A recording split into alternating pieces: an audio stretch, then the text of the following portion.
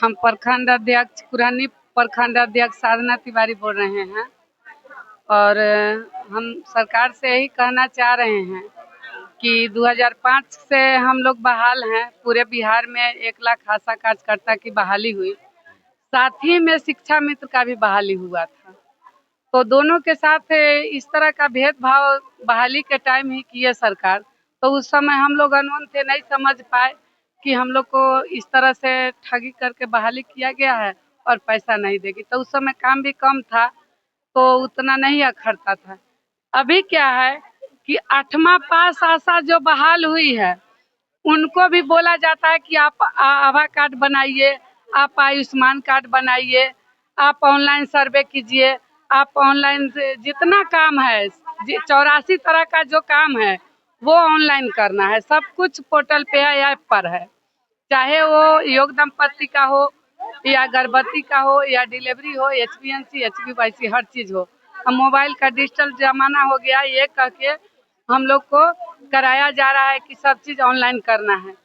तब बताइए, जो 8वीं पास आशा एक आशा का भी काम कर रही है, डाटा एंट्री ऑपरेटर का भी काम कर रही है, उसको मानदेय क्यों नहीं मिलेगी? क्यों यह सरकार ढीठ पर अड़ी हुई है कि हम आशा को मानदेय नहीं देंगे? कि 2023 में जो लिखित समझौता हुआ आशा के साथ 32 दिन हड़ताल होने के बाद जो लिखित समझौता हुआ, हड़ताल टूटने के कगार पर टूटा उस समय, तो लिखित समझौता सिर्फ मुंह से हुआ, लिख के दिए।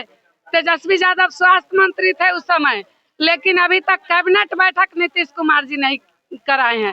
तो हम 1 लाख आशा जो बिहार में बैठे हुए हैं वो क्या समझे कि सरकार क्या समझ रही है आशा को, कि आशा टोटल काम करके आपको दे, टोटल धरती का जो कहता है, जो धरती का धरातल का जो है रीढ़ का हड्डी है, PSC स्वास्थ्य विभाग का हड्डी है, रीढ़ है, जो बोलते हैं मोदी सरकार और नीतीश सरकार। तो इस हड्डी को कमजोर करने का काम काहे सरकार कर रहे हैं? क्यों हड्डी को कमजोर कर रहे हैं कि हम लोग को 1 रुपया नहीं देने के लिए तैयार है मानदेय के रूप में?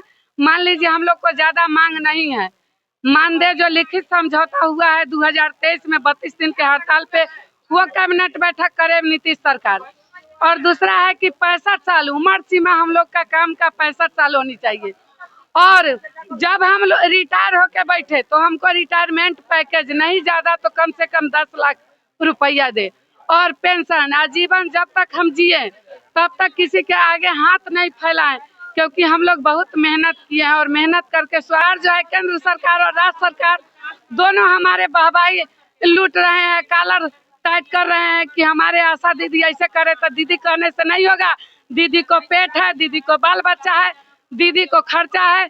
कम से कम मानदेय लागू कीजिए और सम्मान दीजिए। हर PSC से लेकर सदर अस्पताल, मेडिकल कॉलेज तक आशा को सम्मान नहीं मिलता है, न तो उसको रहने का ठिकाना है, न कहीं बैठने का ठिकाना है। मैंने जब से गर्भावस्था में रहती है तब से लेकर प्रसव होने तक के पेशेंट का देखरेख करती है। जिस समय डिलीवरी कराने जाती है उस समय 5 मिनट जो खर्चा है 1000 रुपया 1500 उसी के पेशेंट से ले लेता है, अब बाद में आशा को भगा देता है कि आप जाइए, आपका यहाँ कोई काम नहीं है। तब बताइए, उस आशा को जो सम्मान देगा वही ना जाएगी कि पब्लिक के सामने? एक तो पब्लिक को लेबो कि ऊपर से बेइज्जतियों करवाए हैं। तो ये सब चीज पर सरकार का ध्यान जो है आकर्षित हो कि हमारी आशा इतना काम कर रही है तो उसको सम्मान भी मिलना चाहिए। और